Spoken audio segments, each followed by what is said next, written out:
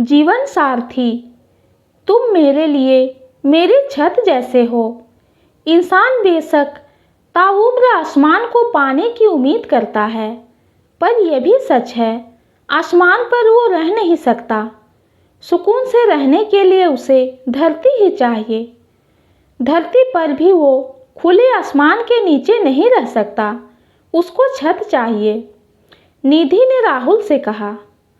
राहुल और निधि की शादी को 5 साल हो चुके हैं, फिर भी दोनों अब भी शादी से पहले की दोस्ती को बखूबी निभाते हैं।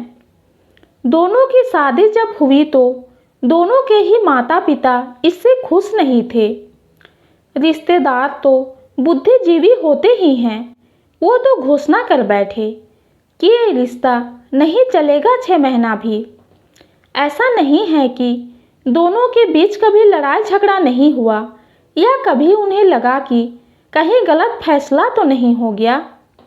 कहते हैं ना, रसोई घर में रखे निर्जीव बर्तन भी एक दूसरे से टकरा कर शोर कर देते हैं, तो पति पत्नी तो सजीव प्राणी हैं, वो भी एक ही छत, एक ही कमरा, एक ही बिस्तर, तो टकराव होना तो स्वाभाविक ही है। साथ रहते रहते एक दूसरे से इतना वाकिफ हो जाते हैं कि कभी कभी लगता है थोड़े अजनबी ही ठीक थे। अरेंज मैरिज वाले तो फिर भी 1-2 साल एक दूसरे को खोजने में लगा देते हैं, पर लव मैरिज वाले तो वो काम पहले ही निपटा चुके होते हैं। इसलिए उनके सामने सिर्फ रह जाती है जमाने की दी हुई चुनौतियाँ।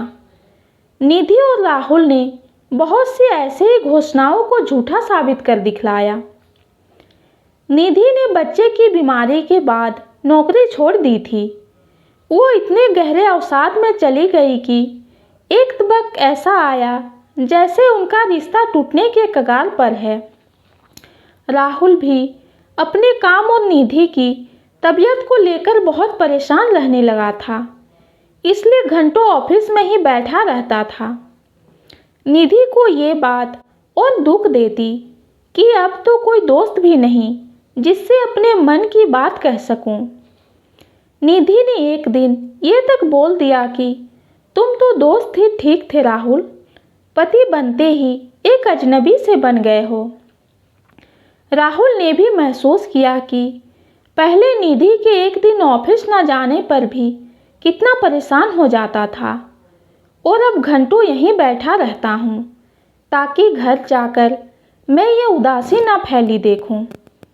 राहुल ने फैसला किया कि अब निधि को अपने पैशन को ही उसका प्रोफेशनल बनाने में मदद करनी होगी, तभी वो इस अवसाद से बाहर आ पाएगी। राहुल की प्रेरणा और मदद से निधि का बुटीक भी खुल गया और खूब अच्छा चला भी। यूं ही एक दिन बात करते हुए राहुल ने पूछा, देखो पैसा कैसी चीज़ है, कुछ साल पहले हम दोनों ही परेशान थे। कभी लड़ाई इतनी हो जाती कि लगता रिश्ते को ख़त्म कर दें, पर जब से तुम्हारा बुटीक खुला सब ठीक हो गया। निधि, नहीं, यहाँ पैसे का कोई रोल नहीं, बात मन के सुकून की है। मैंने हमेशा जॉब करके अपने लिए सब किया, तो मुझे खुद को लग रहा था कि मैं बोझ सी हो गई हूँ। मेरा मन खुश नहीं था तो झगड़े भी हो जाते थे। राहुल, तो अब तुम्हारा मन खुश है? क्या तुम्हें कभी मैंने किसी चीज़ की कमी महसूस होने दी या कभी तुम्हारी सैलरी या पैसा मांगा हो? तो तुम अवसाद की शिकार क्यों हो गई, ये नहीं समझ पाया मैं। निधि, तुमने कोई कमी नहीं रखी, बात होती है मन की संतुष्टि की। बचपन से हम पढ़ाई करते हैं, खूब जी तोड़ मेहनत करते हैं कि कुछ करना है, बाद में सिर्फ पति के भरोसे ही बैठे रहो तो इतनी मेहनत का क्या फ़ायदा था फिर, अगर अपनी कोई पहचान ही ना बना सको तो। राहुल, चलो भाई मान ली तुम्हारी बात को। अच्छा ये तो बताओ, मैं दोस्त तो अच्छा था, प्यार भी अच्छा हूँ, पर जीवन साथी भी अच्छा हूँ कि नहीं? निधि, तुम जीवन साथी ही नहीं, जीवन साथी भी बहुत अच्छे हो। मैं अगर मकान की दीवार हूँ तो तुम छत हो। राहुल, छत तो तुम अपनी कमाई से भी खरीद सकती हो, इसमें कौन सी बड़ी बात है।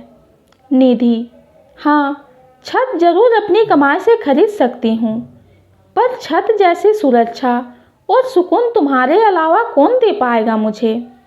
राहुल, यार, मैंने सोचा था तुम मेरी तारीफ में कहोगे कि तुम मेरी जिंदगी हो, मेरा दिल हो। तुम दीवार और छत की बातें करने लग गई। निधि, तुम्हें भी पता है, जिंदगी, दिल सब इंसान का व्यक्तिगत होता है। हाँ, वो किसी और को सौंप जरूर देता है, पर छत जैसा होना हर जीवन साथी के बस की बात नहीं है। लोग सोचते हैं कि पति कमाए, औरत घर चलाए, पर औरत की पसंद नापसंद, उसका आत्मसम्मान, उसकी अपनी पहचान भी कोई चीज़ है। ये सब कोई जीवन साथी ही सोच सकता है, सारे जीवन साथी नहीं। राहुल निधि की बात की गहराई को जब समझा तो कुछ कहने की बजाय निधि को गले से लगा लिया। फिर कहा, इस छत के नीचे वीराना है। अगर उस मकान को घर बनाने के लिए तुम जैसे जीवन साथी ना हो।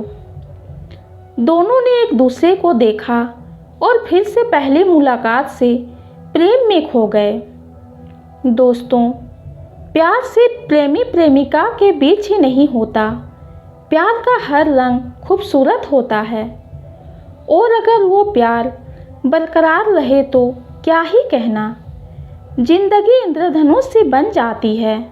ये कहानी आपको कैसी लगी कमेंट में ज़रूर बताइए। कहानी पसंद आती है तो चैनल को लाइक और सब्सक्राइब कीजिए।